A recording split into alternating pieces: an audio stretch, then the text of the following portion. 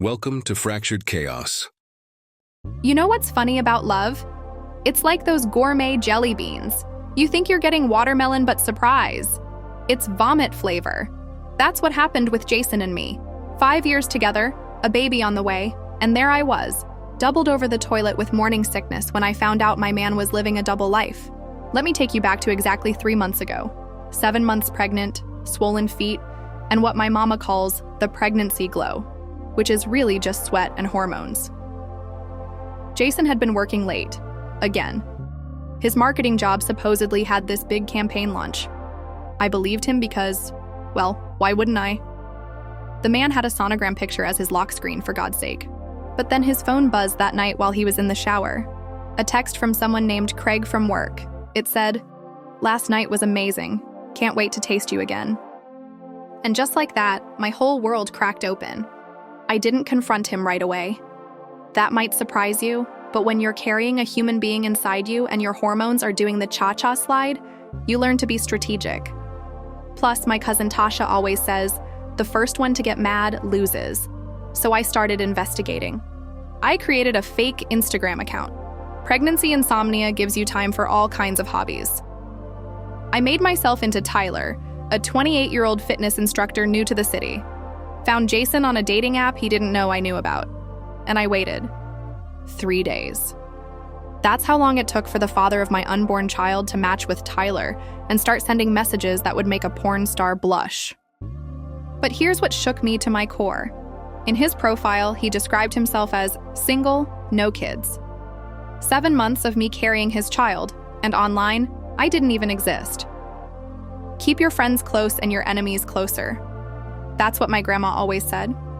So I played it cool at home while continuing my digital affair with my own boyfriend. I learned things about Jason I never knew, like how he'd been exploring his sexuality for years before we met, how he had a whole network of men he connected with, how he considered his life with me his cover story. Cover story, like I was some minor character in the movie of his life. Meanwhile, our nursery was half painted. We'd argued about the color. I wanted lavender, he insisted on green. Green is neutral, he'd said. Now I understand he wasn't talking about just the paint. One night, while scrolling through his messages to Tyler, I found something that made my blood run cold. Jason had sent a picture of our apartment layout, pointing out which windows weren't visible from the street.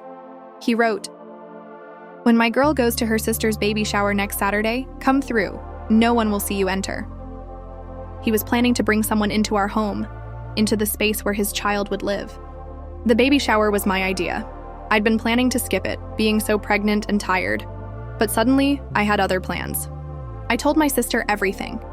She wanted to call the police, confront Jason, set his car on fire, all the things a protective big sister would suggest. But I needed evidence. I needed to understand the full scope of what I was dealing with. So we set up cameras. Not just one, 4. Living room, kitchen, hallway, and yes, the bedroom. Legal? Probably not. Necessary? Absolutely. Then came Saturday. I kissed Jason goodbye, pretended to waddle my pregnant self off to the shower. But instead, I sat in my sister's car across the street, tablet in hand, connected to those cameras, watching. 2 hours later, Craig arrived. Tall, blonde, corporate-looking, nothing like me. Jason greeted him with a kiss that told me everything I needed to know about their relationship. This wasn't some experimental phase or one-time thing. But then I heard something that made my unborn baby kick so hard I gasped. They weren't just sleeping together. They were planning something. Something about after the baby came. Once she's distracted with the kid, Jason said, we can figure out our exit strategy. Exit strategy, like leaving a burning building. That's what our life together had become to him. Here's a fun fact about pregnancy. It gives you clarity. When your body is creating life, you get real clear, real quick about who deserves to be in that life. I considered my options. Confrontation, divorce, public humiliation, all tempting. But I'm my mother's daughter, and mama didn't raise no fool who acts without a plan. I moved money. Not all of it. That would tip him off. Just enough to give me options. I contacted a lawyer. I backed up those recordings. And I started dropping hints that I knew more than I was letting on. "How's Craig from work?" I asked casually over dinner one night. The fork froze halfway to his mouth. Fine, he said after too long a pause. Why? I shrugged. Just wondering if he's coming to the hospital when the baby's born. Seems like you two are close. The color drained from his face and I felt a twisted satisfaction. The hunter becoming the hunted. But that night, I found something on his laptop that turned my calculated revenge into genuine fear. An email confirmation for a flight. 1 ticket, 1 way, to a country with no extradition treaty. Dated for 2 weeks after my due date. He wasn't just planning to leave me, he was planning to disappear. Labor pains have nothing on heartbreak pain. Trust me, I've now experienced both. I decided to accelerate my timeline. The baby wasn't due for another month, but my plan couldn't wait. I reached out to Craig directly. Yes, from my real account. I sent him the footage of Jason at home with me, talking about how much he loved me, planning our future. Then I sent him screenshots of conversations where Jason called Craig just a phase and not relationship material. Was it messy? Absolutely. Was it necessary? You bet your ass. Craig called me, crying, angry, apologizing. Turns out Jason had been playing us both. Craig thought I knew Jason was bi and was okay with their arrangement. He thought we had some modern, progressive relationship. Meanwhile, Jason was telling him that after the baby came, he was going to leave me for him. But here's the kicker. Craig wasn't the only one. There was David, and Michael, and at least 2 others. Jason wasn't just on the down low. He was running an entire underground railroad of deception. At 8 months pregnant, I hosted the most awkward dinner party in the history of passive-aggressive gatherings. Me, Jason, and every single person he was sleeping with behind my back. Surprise, I said when he walked in the door after work. 5 pairs of eyes turned to look at him. The color drained from his face so fast I thought he might faint. I'd like to say I was calm and collected, but pregnancy hormones and betrayal are a volatile mix. I threw his phone at the wall. Not my proudest moment, but definitely one of my most satisfying. Tell them, I demanded. Tell them all how you're the father of my child. Tell Craig how you promised to leave me for him. Tell David about your vacation plans. Tell Michael about the apartment you supposedly leased. The room was so quiet you could hear my baby's heartbeat. Or maybe that was just the blood pounding in my ears. Jason did what any cornered animal would do. He lied, claimed I was crazy, pregnancy hormones, said they couldn't trust anything I said. That's when I played the recordings. All of them. Every promise, every lie, every plan. And that's when I learned the most shocking truth of all. Jason wasn't just a cheater. The money from our joint savings account that had slowly been disappearing, he'd been using it to fund a completely separate life. A condo across town, registered under a different name, a name that appeared on another birth certificate for a 1-year-old little girl I never knew existed. Jason wasn't just on the down low.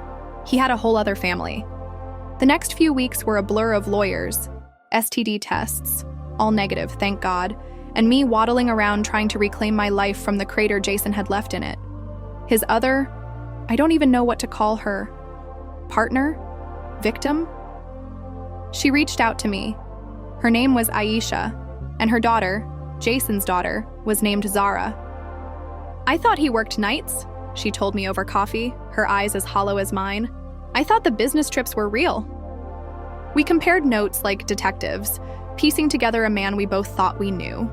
The Jason I loved was punctual, ambitious, talked about family values.